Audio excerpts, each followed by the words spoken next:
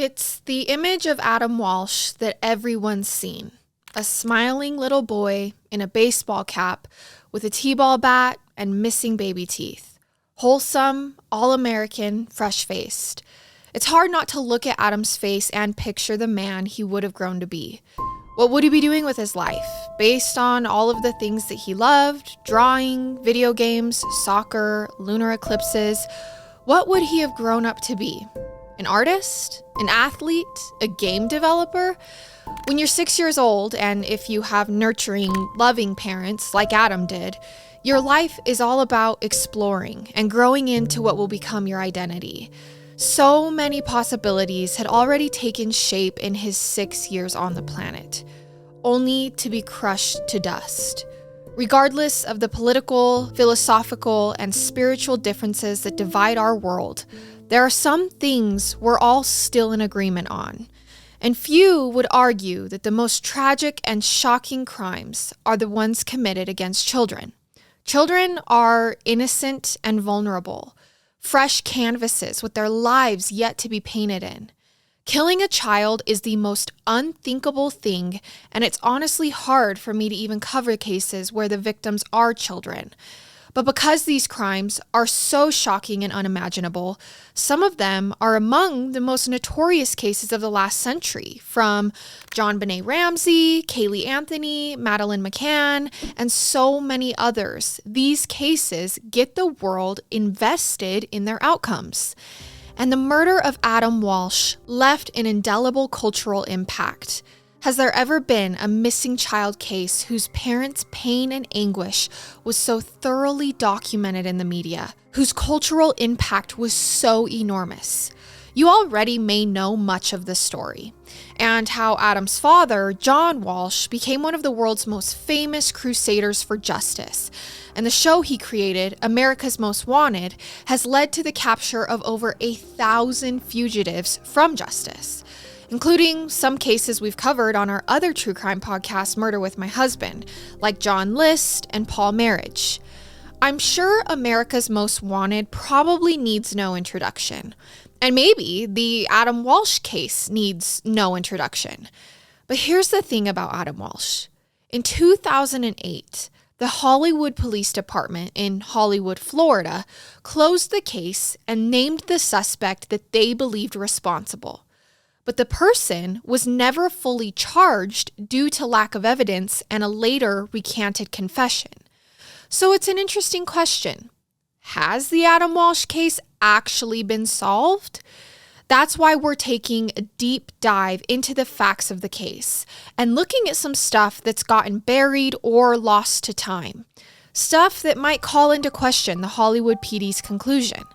And you might find that you agree or you may disagree, but I think it's compelling enough to share. And so to dive into the Adam Walsh case, we really do have to go back to the day of the abduction.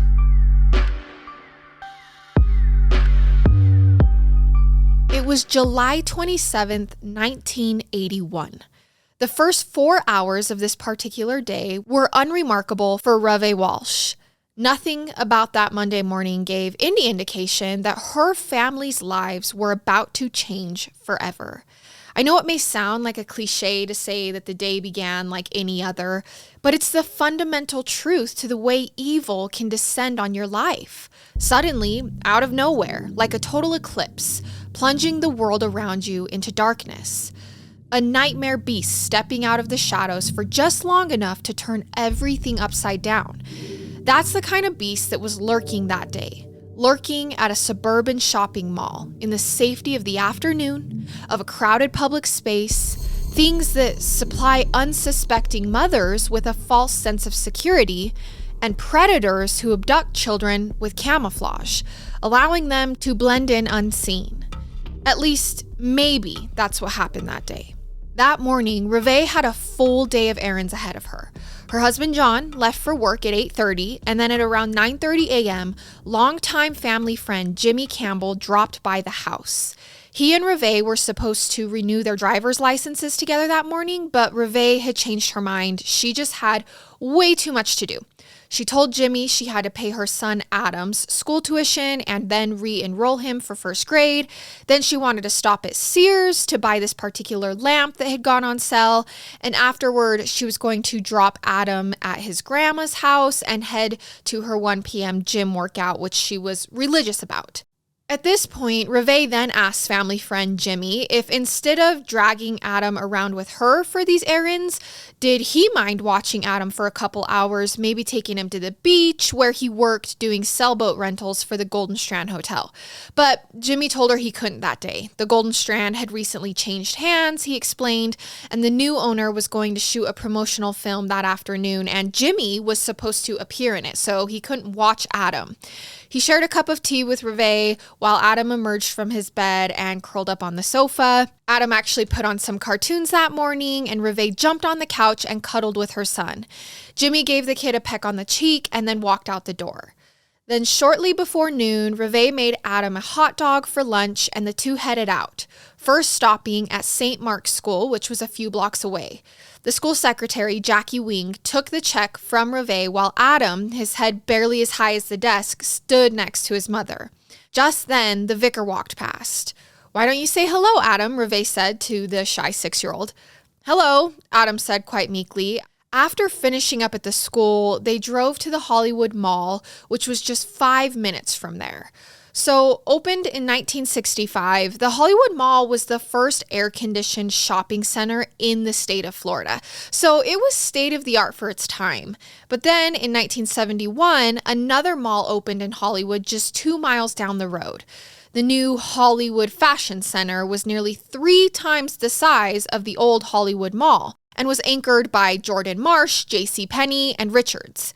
Meanwhile, the comparatively modest Hollywood Mall only had Woolworth and Sears. So, in an effort to keep pace and make the mall more appealing to South Florida shoppers, the Hollywood Mall decided to open a newly redesigned wing in 1977 called Bourbon Street.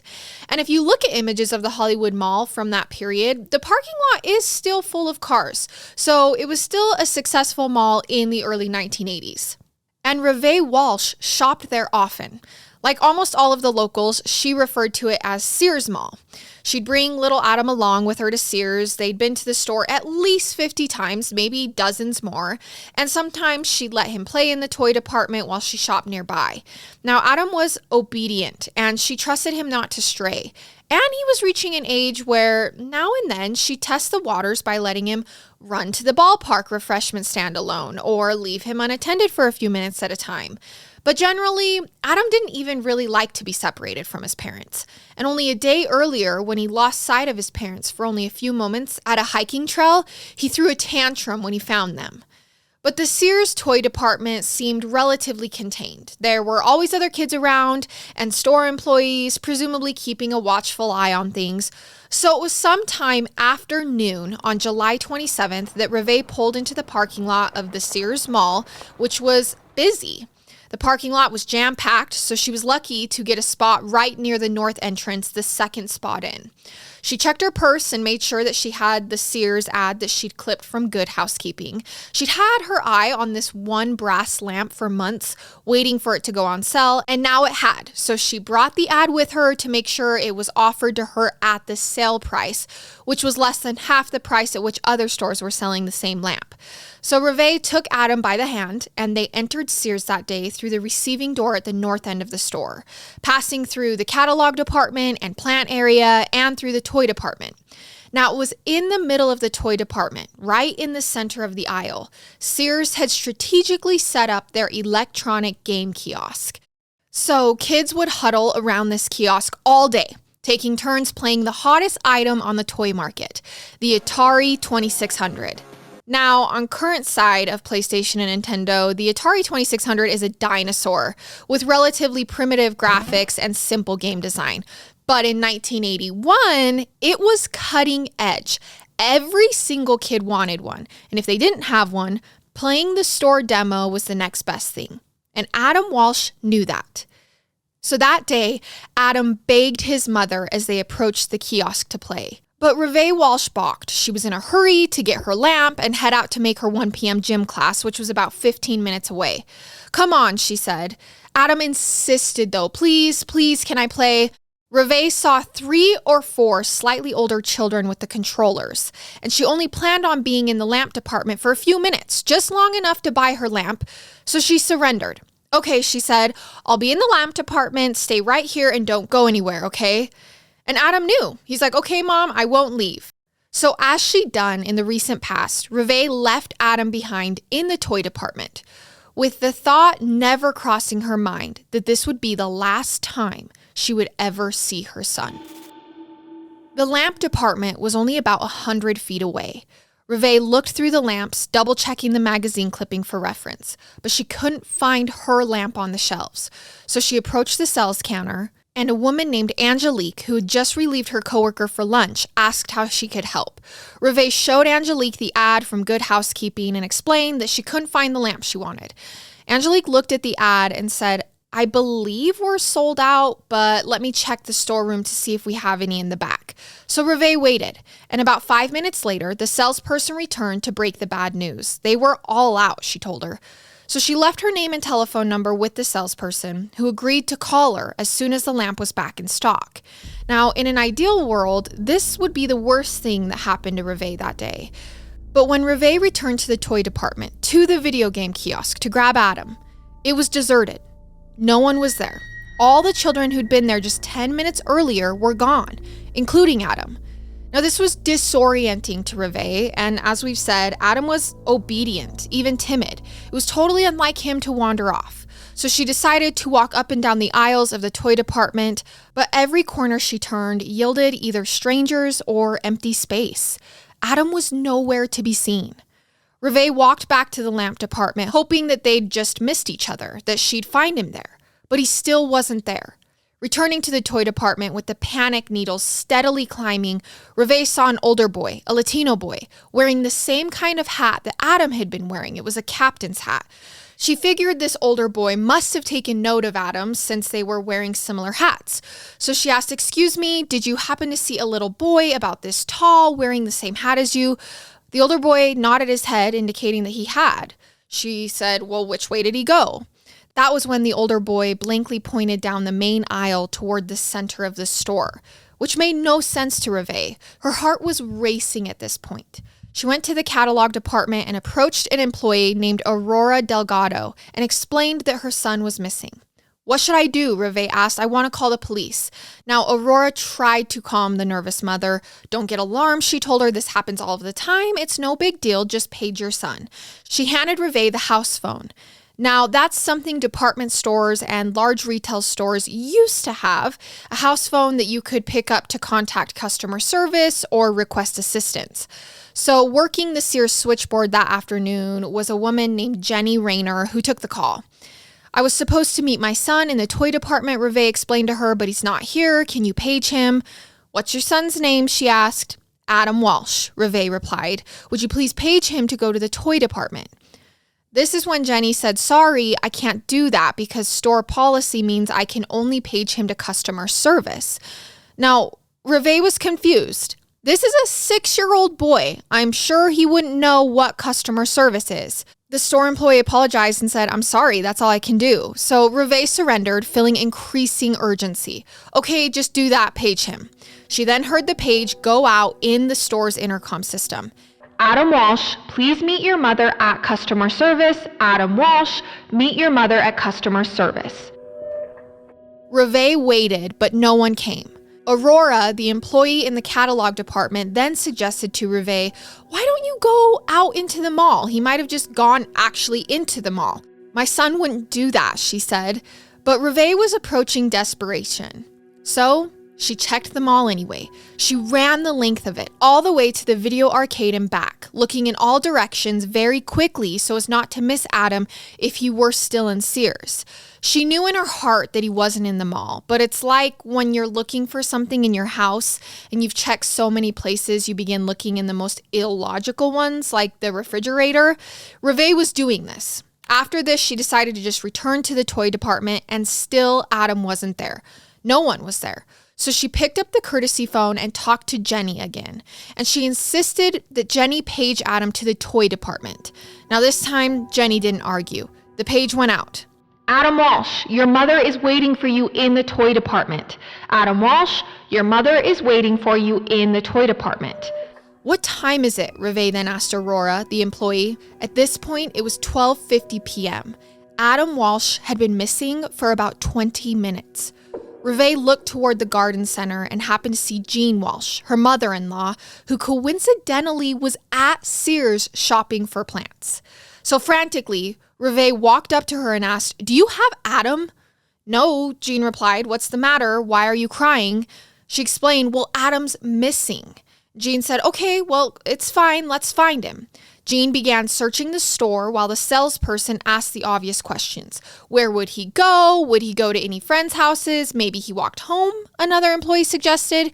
These people didn't know Adam, though, and their non-help was wearing on Reve's already frayed nerves. In fact, she wasn't getting any real help from anyone at the store. Not the security staff, not the store manager.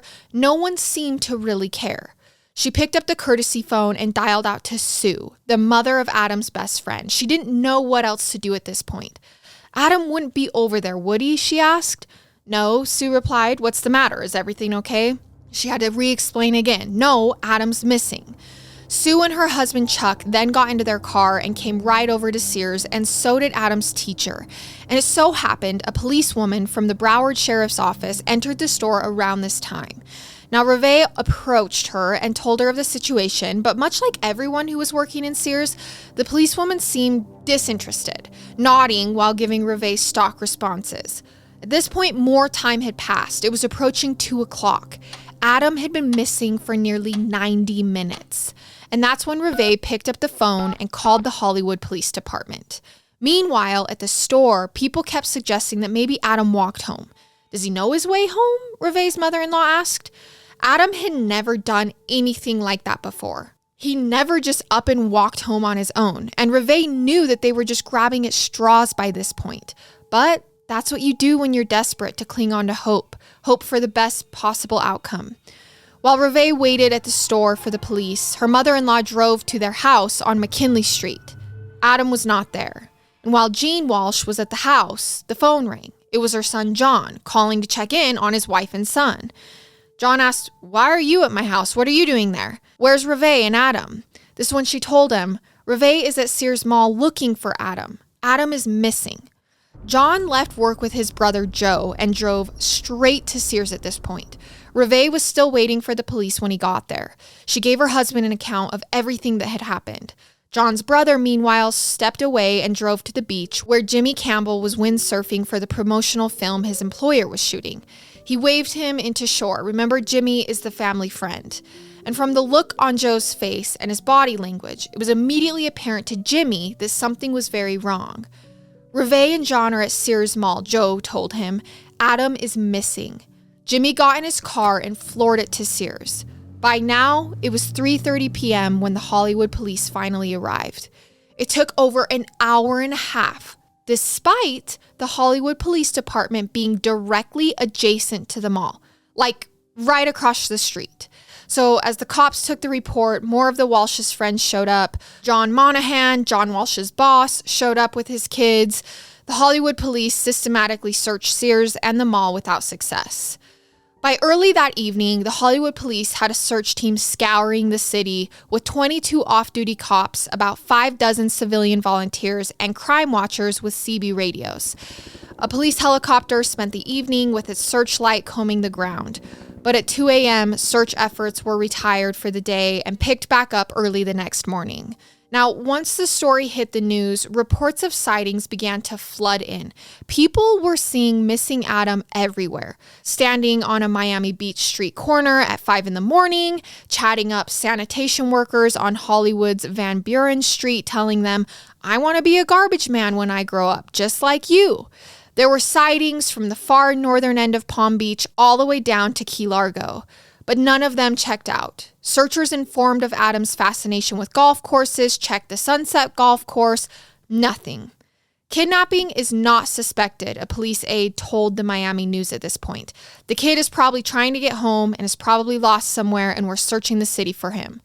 But despite this hopeful statement, it had become clear to everyone close to the situation that Adam likely had been abducted. There was no other logical explanation. The kid just vanished. John and Reve Walsh waited and hoped for some kind of ransom demand, praying it was that kind of kidnapper. Talking to the media, John pushed his words through tears. He was an immensely loved little boy, and we will go to any lengths to get him back, he said. He offered a $5,000 reward for information leading to Adam's return. As time went on, the search expanded. Police and volunteer searchers combed the Hollywood area on foot, with off-road vehicles, with helicopters, with swamp buggies, pushing the search into the undeveloped areas of Broward County. The kind of places you don't search for a living person. The kind of places that you search for someone who's dead and dumped. No one really wanted to find Adam in those places. Utility workers, truck drivers, and cab drivers joined in the search. News was spreading. At one point, there were more truckers on the road searching for Adam than cops. Alamo Rent-A-Car actually donated a half a dozen cars to the Walshes and their close friends to help. The Hollywood police asked that anyone who owned property in the south part of the county check their land for signs of Adam. This was without a doubt one of the most massive search efforts ever launched for a missing person. And the fact that the searches continued to turn up nothing at least gave them hope that Adam was still alive. But by midweek, the search was beginning to run out of steam. Still, the story was covered every day on the TV news and in the newspapers. We feel that as long as this is in the public eye, people will keep looking, Jean Walsh, Adam's grandmother, told a journalist. The anguished faces of John and Reve Walsh were everywhere, warily pleading for their son's safe return. John and Reve consulted with psychics, all of whom reached the same conclusion, according to John. They have the feeling that if Adam was wandering around lost or holed up somewhere, he would have emerged today. And I don't think it takes a psychic to reach that conclusion. The Walshes tried to communicate with the kidnapper or kidnappers through the media. They had an unlisted phone number, and John was afraid that maybe the kidnappers were having a hard time getting in touch with them. So he said, "We are willing to negotiate what demands are made by whomever has Adam. If the people who have Adam are afraid, we'd ask that they don't harm him and just contact the media. I'd forget the whole thing," he said. "I'm not looking for revenge. We just want to get Adam back." These are statements that he would repeat again and again through every news outlet. But he knew he and his family weren't wealthy enough to be targeted for ransom. So he just couldn't understand why anyone would abduct Adam. "I'm not one of the owners," he told the media, referring to the hotel business that he worked for. They were in the midst of developing the sprawling Paradise Grand Hotel in the Bahamas. He said, "I'm a working man. If the kidnappers misconstrued my association with the project, they misconstrued it. I'm a normal working father."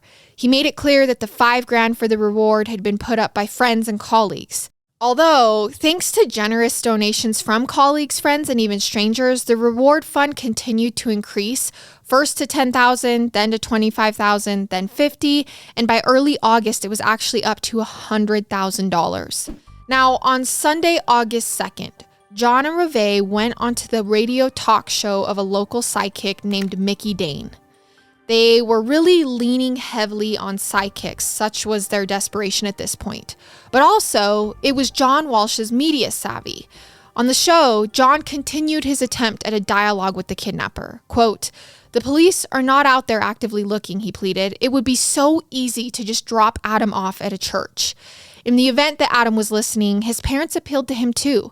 "Believe me," Reve spoke, "everyone knows who you are. We know you're scared." John Walsh was practically living at the Hollywood police station at this point. This was just throughout the first week that Adam was missing. And since the station was literally right across the street from the Sears Mall, you could see the Sears sign from the windows of the station. And so that was where the command had been set up, which, if you think about it, made the Sears Mall an odd choice for an abduction in the first place, like right across the street from a police station. That really heightens the risk, especially when you, again, consider that this was a crowded store at a crowded mall with a full parking lot. The Walshes at this point hoped for some kind of contact from whoever had abducted Adam. One afternoon, Jimmy Campbell, the Walsh's family friend, was at their McKinley Street house alone when he later claimed a phone call came in.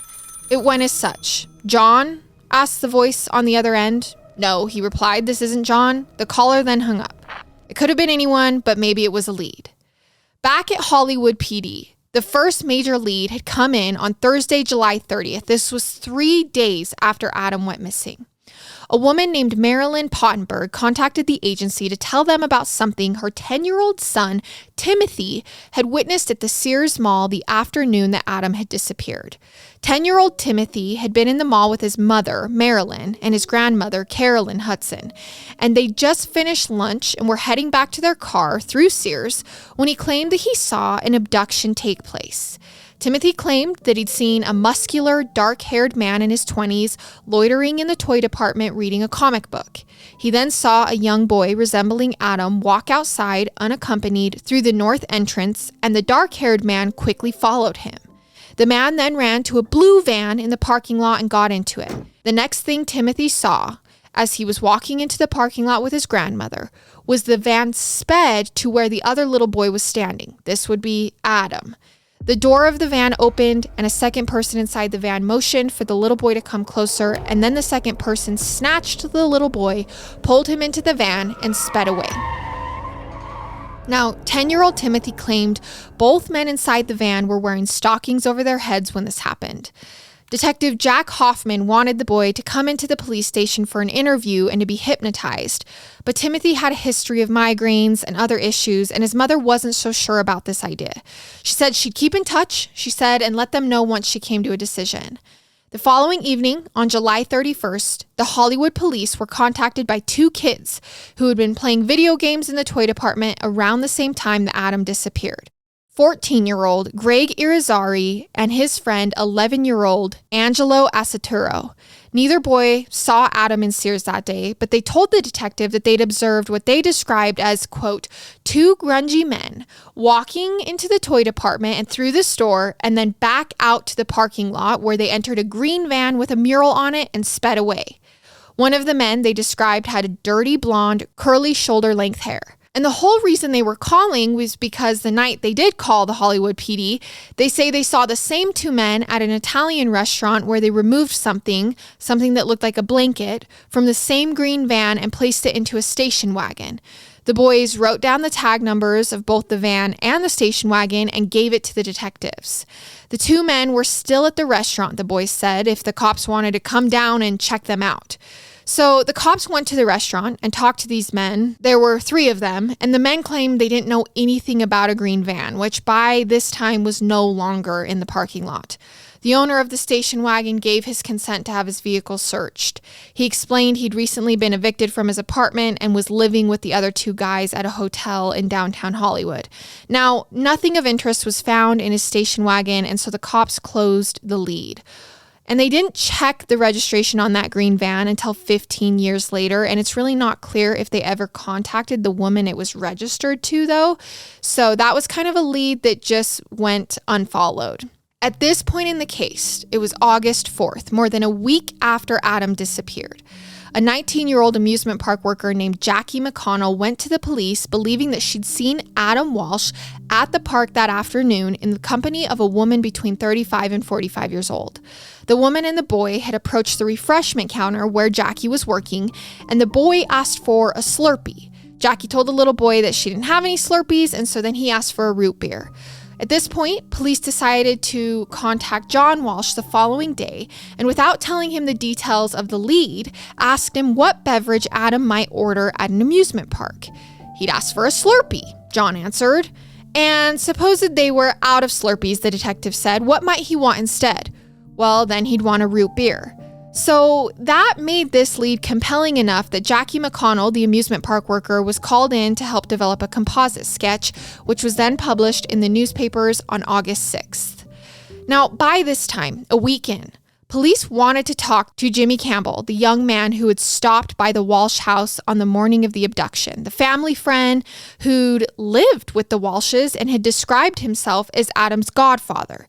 Now, Jimmy had been heavily involved in the search for Adam, and he was also the only person other than John Walsh who knew that Reve and Adam would be at Sears that afternoon. So police wanted to establish a timeline for his movements on the day of Adam's disappearance, and they wanted to give him a polygraph test. Remember that most abductions happen by someone the family knows. And also, for the investigators, it wasn't making sense that Adam simply vanished from a crowded shopping mall and nobody saw anything. It didn't make sense that if the kid was abducted, that he didn't scream or fight or act scared. They felt maybe he'd gone willingly with someone he knew. So this is why they called Jimmy Campbell down to the police headquarters on August 7th for an interview. Detective Joe Matthews asked him to provide them with some background about himself and his relationship with the Walshes. They needed to know everything that was going on. Jimmy Campbell was born in 1955 and first met John Walsh around 1967. This was when John Walsh was a lifeguard at the Beachfront Diplomat Hotel in Hollywood. Jimmy recalled that he was 12 or 13 years old at the time. Jimmy liked hanging around what he called the older beach boys, and so he quickly became friends with John Walsh. And they had something in common. They both loved the ocean. Even though Jimmy was much younger, John Walsh would include Jimmy socially and sometimes even give him a sip of beer or a ride home. Walsh's own fortunes began to change when he risked his life one day to rescue a 10-year-old boy who'd gotten sucked into an underwater drain pipe. The boy happened to be the son of the hotel marketing company's owner, who, because of this, then became close friends with John and eventually hired him to work for his company, which is where he was working at the time of Adam's disappearance. John Walsh learned the ropes, and the boss helped him move up in the industry.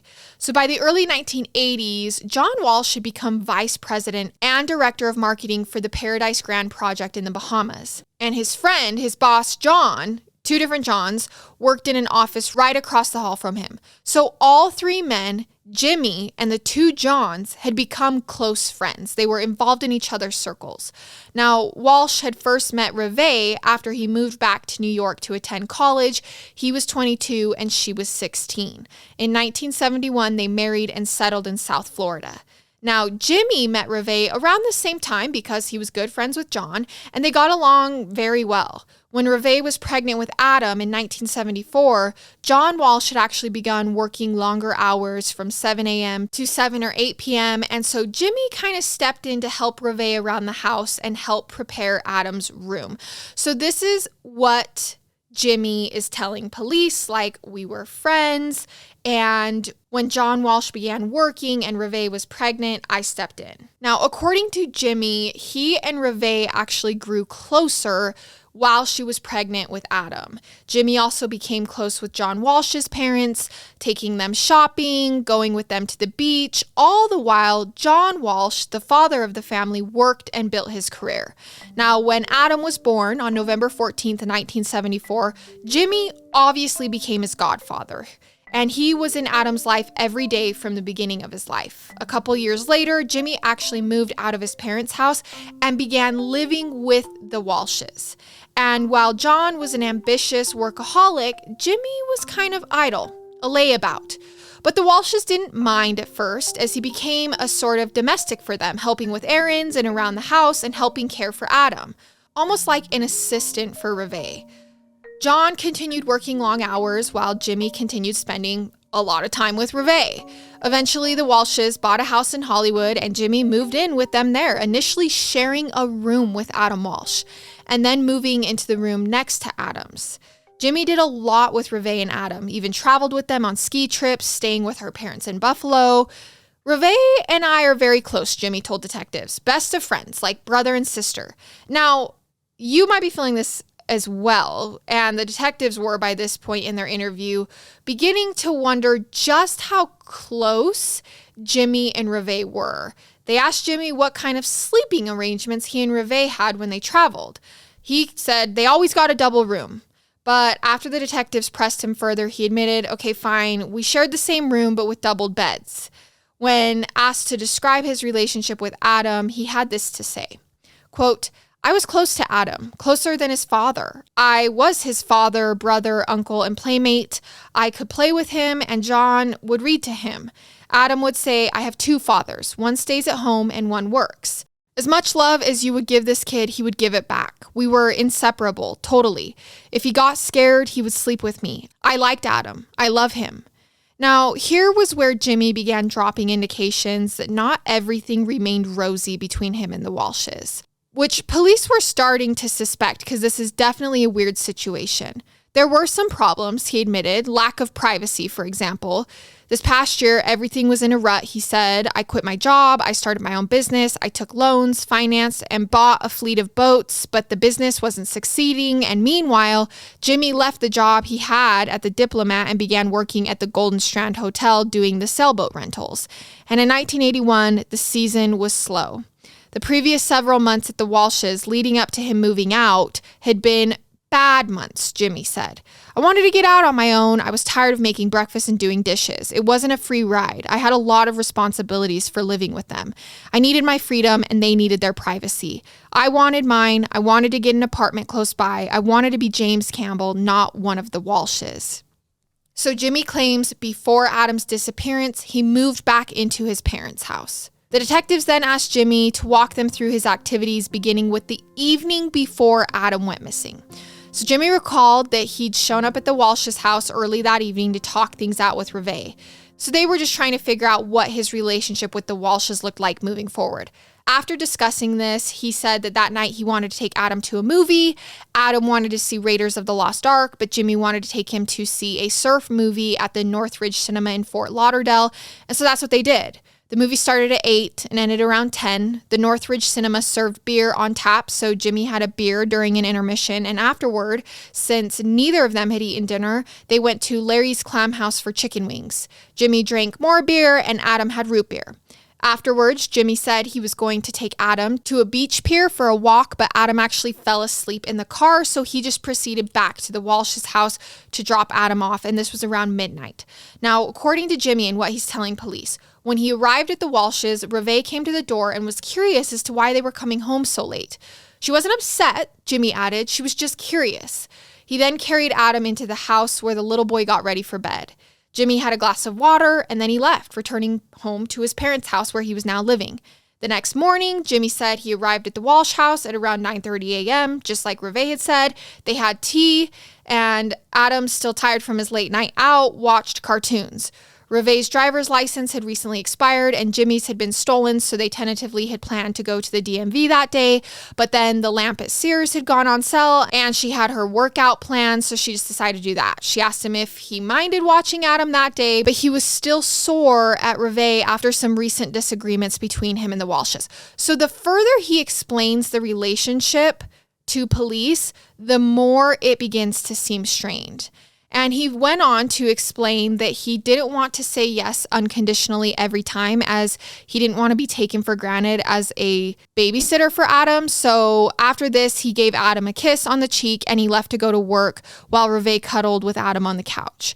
And it's important to note here that Jimmy said Adam, quote, needed a lot of body contact. And this was a comment that investigators underlined in their transcript of the original interview. Now, detectives asked Jimmy to elaborate and provide as detailed a timeline for the rest of his afternoon as possible. Obviously, they need to eliminate him as a suspect. Jimmy told the detectives that a new company had bought out the Golden Strand, the hotel that he worked for, and they were producing promotional movies. They asked if Jimmy would appear in one, and July 27th was the date they planned to film it. But they couldn't begin until 3:30 in the afternoon. So he went up to his office, he said, and then later took out all the cells, though he didn't rent any boats because he anticipated the filming later in that day. He said he washed the boats down and then jogged down the strip to another hotel where he intended to ask if he could borrow some additional cells, though he didn't get the chance as the owner of the hotel wasn't in. This is not a very solid alibi. Now, Jimmy says on his way back to the Golden Strand, he spotted an elderly woman who'd fallen into the water asking for his help. He told detectives that this was around 2 p.m. He helped the woman out of the water, went back to the hotel and waited. And an hour and a half to 2 hours later, the owner showed up with the camera crew who didn't like the lighting for what they'd planned, so they asked Jimmy if he would just do some windsurfing. It was around this time, he said, he was out in the water for about 30 or 40 minutes when Joe Walsh, John Walsh's brother, showed up and waved him into shore. Joe then told him that Adam had been missing since about noon. Reve had in fact actually tried calling Jimmy earlier, but she couldn't reach him. He was out in the water at the time, he explained to detectives. He further explained that he quickly got dressed and then hightailed it to Sears, where Reve and John and the police were processing the store. Jimmy said he drove up and down the mall looking for Adam. Now, it was at this point in the interview that police asked, "Do you know anyone who would want to get back at the Walshes by taking Adam?" And Jimmy answered, quote, "We have no enemies. It's a close-knit family. They never brought people home who weren't mutual friends." The detectives at this point just straight up asked Jimmy if he and Reve had ever been sexually intimate, and he emphatically denied that they had been. It was a relationship of mutual love and respect, he explained. "We were close, like brother and sister." But detectives weren't buying it. They pressured Jimmy to come clean about this relationship, and he did, begrudgingly admitting that he and Reve had been having an affair for the past several years. It was after Adam was born, Jimmy explained, that John seemed to grow somewhat distant from Reve. It could have been his upward mobility and ambition with his company, but Jimmy also knew that John himself was having affairs. And Jimmy soon found himself falling in love with Reve and dreaming of a future with her. And Reve may have entertained it. They talked about it often, he said. But John was a go-getter, while Jimmy was stagnant and directionless, the opposite of John. And in the past year, Jimmy acknowledged that their living situation had grown strained. John may have in fact begun to sense something was happening between Jimmy and his wife, but he never confronted either of them. Jimmy suspected the reason for this was because he knew about John's infidelity, and John knew he knew. But a few weeks prior to Adam's abduction, there'd been a blowout fight, and Jimmy moved out. So now we're learning the real reason. And what did this mean for Jimmy and Reve's relationship? Jimmy and Reve had talked many times about building a life together, but Adam was of paramount importance. And surely, if there'd be a divorce, there'd also be a bitter custody battle, and no one wanted that for Adam's sake. So the possibility of leaving John Walsh was something that Reve wouldn't even begin to consider until Adam was older. He was the bond between Reve and John, Jimmy told detectives, who made note of this and underlined it. Quote, "But I hope he's not the bond between us," Jimmy added. So detectives at this point recognized that Jimmy Campbell had the foreknowledge necessary to have taken Adam from Sears. And there was a period of about 4 hours, right around the time Adam was abducted, where Jimmy's whereabouts couldn't be corroborated by anyone else. And now, detectives felt that Jimmy himself had just established a motive to eliminate the one thing keeping John and Reve's marriage intact. And another thing that's interesting about Jimmy in this interview, and maybe detectives noted this too, was how he kept switching between past tense and present tense when he talked about Adam. He said earlier in the interview that he liked Adam, past tense, and then followed it in the next breath with, "I love Adam," present tense, almost like a quick correction. Now remember, Adam was still missing at this point, and no one knew what his fate was or would be. But also, since his relationship with the Walshes and with Reve, as he'd long known it, had become strained, even fractured, the tense shifting may have just been because circumstances had changed. Either way, the detectives then asked Jimmy if he'd be willing to take a polygraph test, and he said that he'd have no problem with that. So they connected Jimmy to a polygraph machine and asked him a series of questions. Do you know who took Adam? Do you know where Adam is now? Did you conspire with anyone to cause Adam's disappearance? Are you withholding information from the police concerning Adam's disappearance? Do you suspect anyone of taking Adam? Do you know who took Adam? Did you take Adam? Now, Jimmy Campbell's answers to each of the above questions was no. The polygraph examiner felt that Jimmy was being truthful, but the results were ultimately inconclusive, and he appeared extremely stressed. "I'd really just like to go home now," Jimmy told them. "I'm hungry and I'm tired." The detectives at this point saw Jimmy out, but they weren't convinced of his innocence just yet.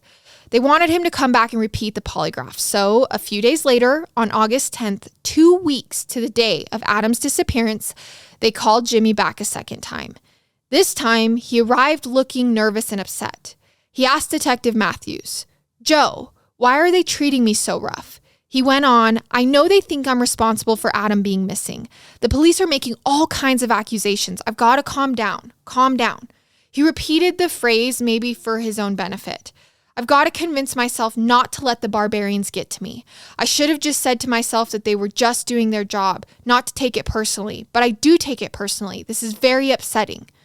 Now, once Jimmy settled into the interview, they asked him if he'd be willing to undergo hypnosis, and he agreed. Once in his hypnotic state, he went back through his relationship with the Walshes and added some shading and detail. He talked about when he first realized he was attracted to Reve. It was when she was pregnant. She glowed like an angel, he said. I always thought she was a beautiful woman. He talked about how their relationship developed the first time they were intimate, how it just sort of happened. And then it kept happening. The detectives were especially interested in their shared drug use. This was back when marijuana still raised cops' eyebrows and everyone, it seemed, was dabbling in cocaine. Jimmy knew about John's infidelities, but he also was friends with John. So he didn't tell Reve, but he sensed that she knew as well. Just the way he sensed that John knew about him and Reve. And again, though drug use and infidelity may sound sordid to some, these things are pretty commonplace and their presence in the culture ebbs and flows. And this was the 1970s and early 1980s, before the Reagan era, when things and lifestyles were just looser, as perhaps they are again. And you know, marriages and relationships, they're complicated. All this to say, detectives were approaching this from a rather socially conservative framework. Jimmy seemed like a suspect.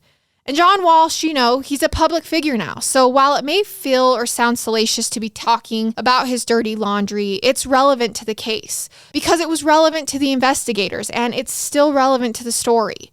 Jimmy continued on. As their affair matured, the blissful, argument-free honeymoon period began to fade, and Jimmy's idleness began to become a problem for Reve. She told him he needed to establish his own life, that their relationship was going nowhere. We could have a thing, she had told him. We should have had a thing.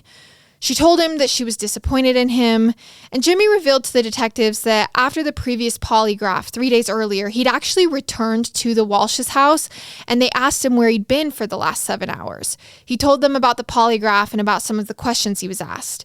Then he and Reve walked her sister out to the car, and once the sister left, he told Reve the police had asked him about their relationship. "What did you say?" she asked. "Well, I told him we were in love," he told her. "I knew that was going to come up," Reve had replied. Reve then let Jimmy know that his take on their relationship was probably different from hers. "Did you tell them John and I were planning on having another child?" she asked him. "Oh, really?" Jim had replied to her. "I wasn't told."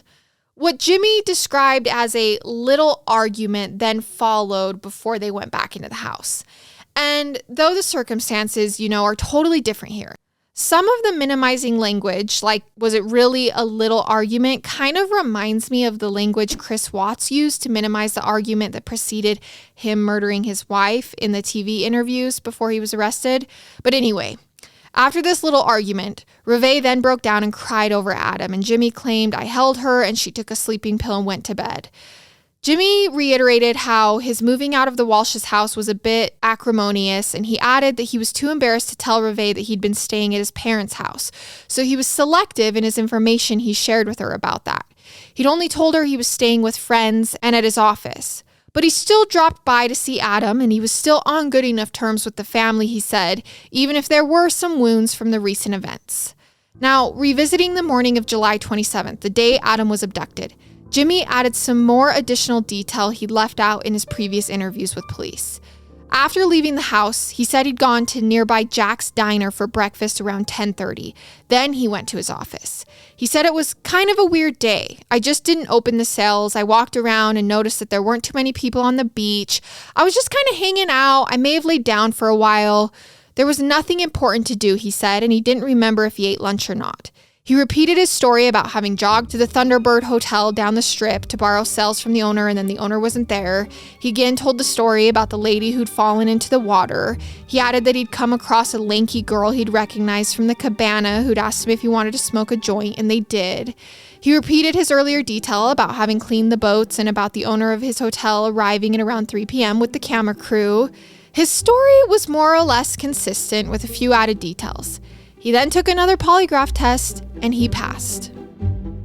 So that same evening, as police are diving heavily into Jimmy, up in Indian River County, which is about 130 miles away and 2 hours to the north of Hollywood, fishing buddies Robert Hughes and Vernon Bailey took their boat out to go fishing in a canal. It was one that was typical of Florida's nearly 2,000 miles of canals, long, narrow, murky, and black, full of fish and alligators. And it ran parallel to the Florida Turnpike, separated from the toll highway by a sturdy metal guardrail. Now, Hughes and Bailey had been on the same canal at the same spot, right by mile marker 130, just the day before. They must have made some good catches because now they were back. It was around 6:45 that Monday evening, and as they were getting their gear ready, one of them noticed something floating in the water. Something that looked like a doll's head. They got into their boat and rowed over to inspect it. That's when they realized this item in the water was no doll's head. It was a human head, the head of a young boy. They immediately called the Indian River County Sheriff's Office. By this time, the whole state of Florida, and honestly, the whole country, was aware of Adam Walsh's disappearance. So Indian River got in touch with the Hollywood police. The following morning, John and Reve Walsh were in the ABC studios about to appear on Good Morning America when they received word that remains of a young boy had been found in a canal in Vero Beach. They were encouraged to proceed with the TV appearance anyway, pending identification, and they tried to assure themselves it wasn't Adam. It was actually during their Good Morning America appearance that John Walsh talked about the discovery. At this time, he said they feel there is a good possibility it is not Adam. They feel there is still a good possibility that he is out there alive. Now that afternoon, the Walsh's friend and John's boss, John, drove to Vero Beach to Indian River's medical examiner's office to look at the remains. Afterward, John and Reve got the phone call, the one that they'd been dreading. The severed head was that of their missing son, Adam Walsh, and dental records would soon confirm it. It was the most devastating outcome they could have imagined, one they just couldn't bring themselves to prepare for. They held a press conference that evening. Said, "I really don't know what to say other than I'm sure you know our hearts are broken. I just wish it had a happier ending. I don't know who would do this to a 6-year-old child. I can't conceive of it. It's beyond the realm of reality." John Walsh leveled criticism towards the state and federal governments for their lack of help in missing person cases. And this experience would actually inspire him to create the Adam Walsh Foundation, which led to Congress establishing the National Center for Missing and Exploited Children in 1984. So yeah, go John Walsh. After this, John thanked all the volunteers who helped search for Adam and the Hollywood Police Department, who were now investigating a homicide. The opening paragraph in the Miami Herald's coverage the following day was austere and to the point. Quote, "Adam Walsh is dead." The impact of this news was devastating to the hundreds of millions of people the world over who by this point had been following the case. And even now, telling the story, it makes my heart stop to read those words. So this is where we're going to take a break and sign off for this episode. And as we pick up the story in our next episode that's available now, in the second and final part of this story, we'll continue following the Hollywood Police Department's investigation into Adam Walsh's murder. We'll look at why some people feel that they bungled the case, and we'll examine more leads they pursued and witnesses that came forward some years after the fact. So go ahead, continue binging.